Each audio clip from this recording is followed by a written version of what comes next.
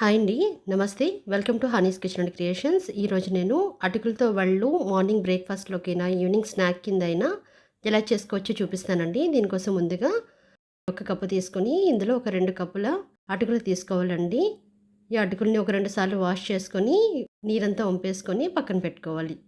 Water ఏమీ ఉండకూడదండి. అలా వంపేసి ఒక 5 నిమిషాల పాటు పక్కన పెట్టుకోవాలి.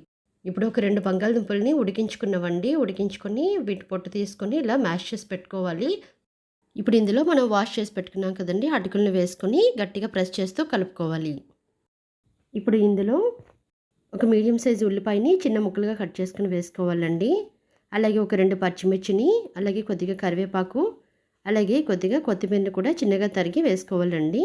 ఇప్పుడు ఇందులో ఒక హాఫ్ టీ స్పూన్ కారం, అలాగే ఒక పావు టీ స్పూన్ జీలకర్ర పొడి, అలాగే ఒక పావు టీ స్పూన్ గరం మసాలా, ఒక పావు టీ స్పూన్ అల్లం వెల్లుల్లి పేస్టు, రుచికి సరిపడా సాల్ట్ వేసుకొని బాగా కలుపుకోవాలి. వాటర్ ఏమీ వేయకూడదండి. మరీ గట్టిగా అనిపిస్తే ఒక 2 టేబుల్ స్పూన్లు వాటర్ వేసుకోవచ్చు. అలాగే కొద్దిగా నిమ్మరసం వేసుకొని దీన్ని బాగా కలుపుకోవాలి. ఇప్పుడు చేతికి కొద్దిగా ఆయిల్ అప్లై చేసుకొని